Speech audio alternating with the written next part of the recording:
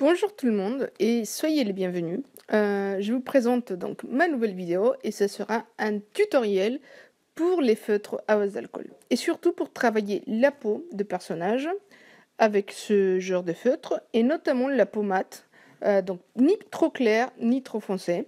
Je souhaitais faire une vidéo pour montrer comment travailler la peau plus foncée parce que je trouve qu'il n'y a pas assez de vidéos pour ce genre de tonalité de peau. Mais finalement, j'avais choisi donc la princesse Jasmine d'Aladin de Disney.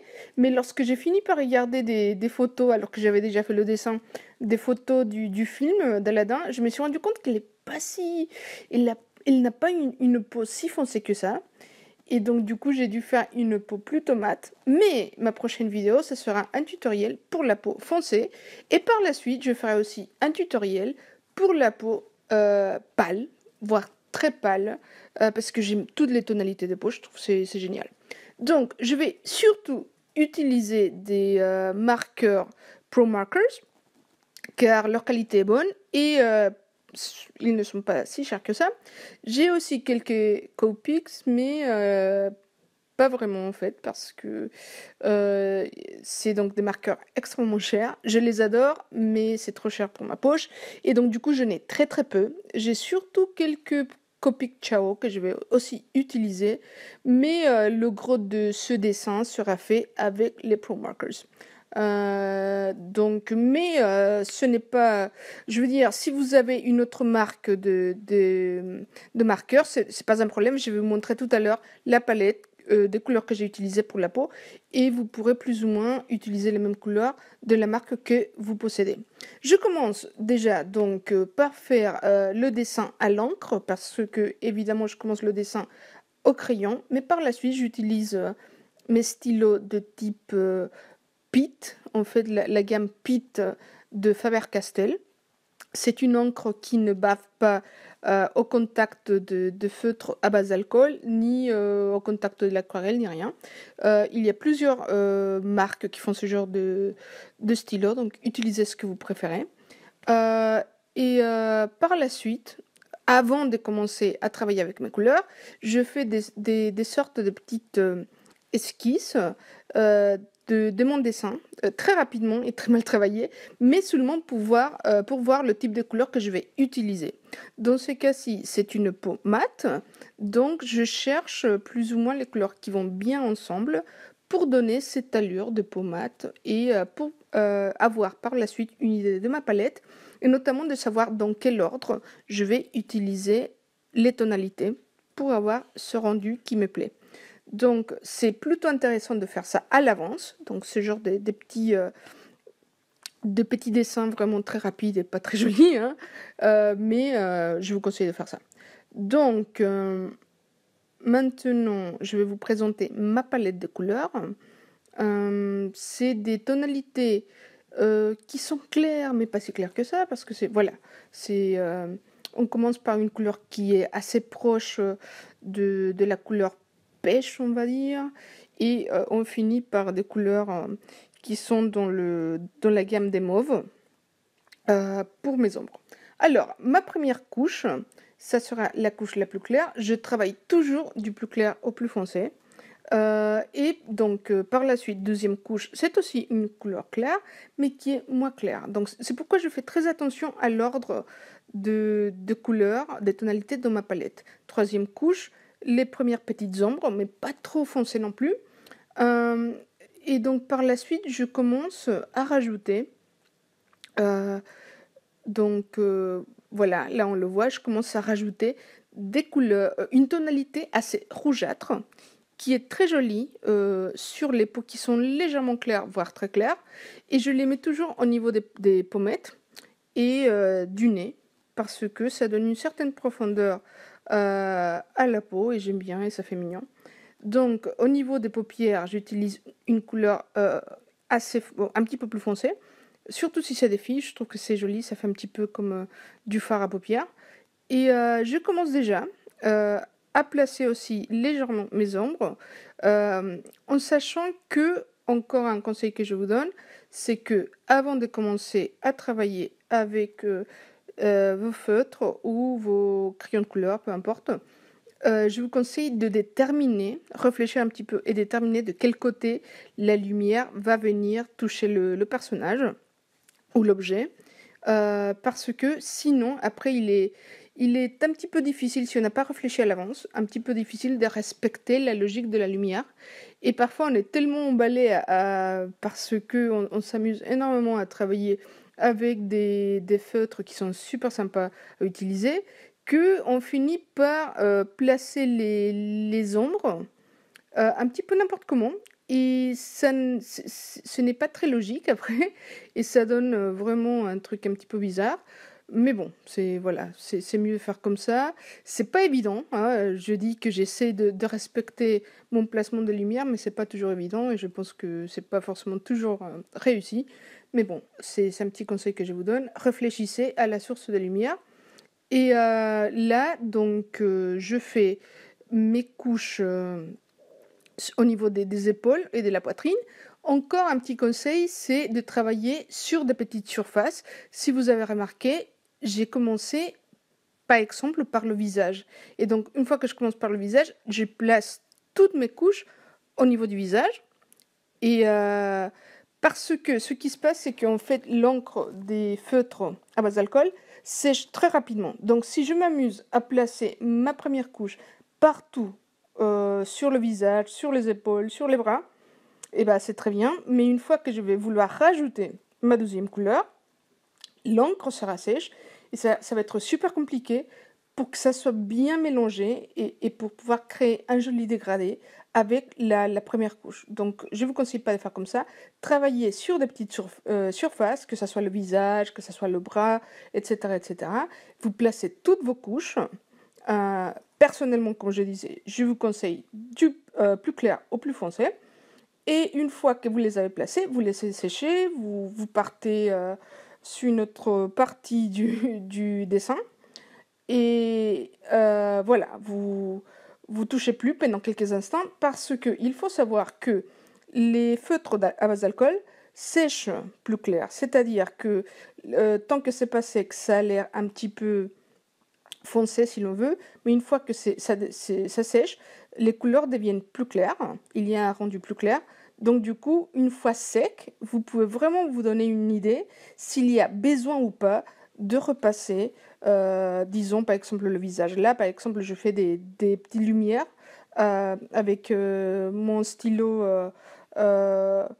donc à l'encre blanche. Je faisais ça sur le visage, je fais ça sur les épaules et tout. J'aime beaucoup ce genre de stylo pour faire les lumières. Mais en gros, comme je disais, c'est important de laisser sécher. Et par la suite, par exemple, là, je fais le ventre, la partie du ventre du personnage. Mais entre-temps, il y a le visage et les épaules qui sont en train de sécher. Et on verra si il est nécessaire ou pas de revenir dessus, de placer plus d'ombre ou bien encore plus de tonalités un petit peu rougeâtres ou pas. Donc ça, c'est important à faire. Voilà, il est important de faire comme ça. Là, par exemple, je reviens sur le bras parce qu'une fois sec, je me rends compte que c'était un petit peu trop plat, il n'y avait pas assez de profondeur. Là, je mets encore des petites lumières. J'adore mettre des petites lumières, que ça soit donc avec ce genre de stylo ou avec par exemple un crayon de couleur, un crayon blanc. Ça aussi, ça marche très bien. Finalement, je vais commencer une partie que je n'avais pas encore touchée, qui était le bras droit. Et je vais faire la même chose, toujours du plus clair au plus foncé. Et entre-temps, je me répète encore, les autres parties du corps sèchent. Et comme ça, on avance petit à petit. N'essayez pas d'avancer trop rapidement, ça sert à rien, c'est pas la peine. On est censé s'amuser. Et même si on est un petit peu lent, moi je suis assez lente, c'est mieux de travailler comme ça. Là, je reviens sur la partie du ventre et je vais remettre un petit peu plus d'ombre et des tonalités rouges, comme vous voyez. Et voilà, c'est comme ça, à fur et à mesure, on continue. Et on finit par construire une couleur qui n'est pas plate, avec des tonalités différentes. Donc tout ça, ça fait que le rendu soit plus intéressant, que ça donne presque une petite texture, on va dire, au dessin. Donc, et puis c'est super sympa. Travailler avec des feutres à base d'alcool, c'est toujours super, super sympa. Ça, c'est très facile. Si vous faites, comme je vous disais, personnellement, je trouve que c'est mieux de faire du plus clair au plus foncé. Si vous faites comme ça, c'est vraiment très très simple. Je veux dire, c'est pas sorcier quoi. C'est vraiment super simple et c'est surtout très très très très agréable. Ça détend même de faire, de faire du coloriage avec les feutres à base d'alcool. Là, actuellement, je fais les bijoux, les boucles d'oreilles de Jasmine. Et là, je commence à faire les cheveux. Alors, elle est censée avoir des cheveux très foncés, littéralement des cheveux noirs, mais en parlant encore une fois des profondeurs et tout ça, je n'aime pas utiliser la couleur noire. Bon, en sachant que la couleur, d'après ce que je sais, je pense que je ne me trompe pas, mais bon, je ne sais pas, n'est pas une couleur, mais l'absence de couleur. Mais bon, voilà. Je fais en sorte de ne pas utiliser la tonalité noire telle qu'elle. Donc, pour avoir cette impression des cheveux très très très foncés, je vais utiliser deux tonalités différentes. Pour la partie la moins foncée, je vais mettre un bleu super foncé, un bleu qui est très très très foncé, qui est le bleu indigo. Et pour la partie la moins claire ou la plus foncée des cheveux, je vais utiliser un gris qui est un gris très foncé encore une fois. Et si vous voyez, une fois que je commence à les mélanger, ça donne vraiment une impression d'une couleur noire, mais qui n'est pas plate. Donc j'aime bien ça. Là, je commence avec les vêtements. En gros, c'est toujours la même chose, hein, que ce soit la peau, les vêtements, les cheveux, c'est toujours la même chose, du plus clair au plus foncé. Il y a des gens qui font du plus foncé au plus clair et qui sont très doués, qui font des choses magnifiques avec cette technique. Moi, j'ai essayé et personnellement, je préfère du plus clair au plus foncé. Pour moi, c'est plus simple. Donc, mais si vous voulez essayer de faire autrement, faites-le. Ça se trouve, ça va marcher super bien pour vous et ça va être très sympa. Donc là, je pense qu'à un moment donné, je vais revenir encore sur la peau parce que lorsqu'on est en train de dessiner, colorier, faire la peinture, etc., je veux dire, le tableau ou le dessin, peu importe, n'est jamais fini. Donc on peut toujours revenir dessus et rajouter des choses, rajouter des ombres, rajouter de lumière, faire en sorte de donner encore plus de profondeur et encore plus de détails, disons par exemple ici au dessin. Et c'est ça qui est très sympa lorsque l'on fait ce genre d'activité, on va dire. Donc là, je place encore plus de lumière au niveau des vêtements. Voilà, excusez-moi si je divague un petit peu, parce que là, je fais le doublage de la vidéo en anglais, c'est pas toujours évident de suivre ce que je fais en même temps. Là, par exemple, j'ai placé des lumières là où je trouvais que c'était un petit peu trop foncé. Là, je reviens sur la peau, parce que il y avait encore des trucs à faire pour moi. Donc là, je place des lumières au niveau des cheveux. Et je trouve que c'est plutôt sympa. J'ai bien aimé le rendu des cheveux. Je ne sais pas si c'est très réussi, hein, mais personnellement, j'ai bien aimé. Voilà. Donc voilà, maintenant je vais commencer avec le tigre. J'ai entièrement oublié son prénom, donc je vais dire le tigre. Et je vais utiliser une gamme de couleurs que je n'utilise pas d'habitude, c'est-à-dire une gamme très chatoyante ce sont des tonalités orangées. Je ne les utilise pas très souvent, mais en fait c'est super sympa de travailler avec. Les couleurs chatoyantes sont vraiment des couleurs très fun lorsque on fait du coloriage ou de la peinture. Et là je m'éclate vraiment. Et encore une fois, je me répète, du plus clair au plus foncé, même si là c'est la fourrure du tigre, c'est pas des vêtements, c'est pas de la peau, et ben c'est la même chose, je travaille de la même façon. Vous allez voir par la suite qu'il y a évidemment par exemple les oreilles et les rayures, quelques rayures non en fait les rayures du tigre sont donc censées être en noir. Et ben je vais faire la même chose que pour les cheveux de Jasmine. J'utilise pas du noir, trop plat à mon goût. J'utilise du bleu indigo et un gris très très foncé. et ça me plaît plus comme ça. Alors, il y aura aussi une partie qui est censée être blanche sur l'animal, sur les poils du museau.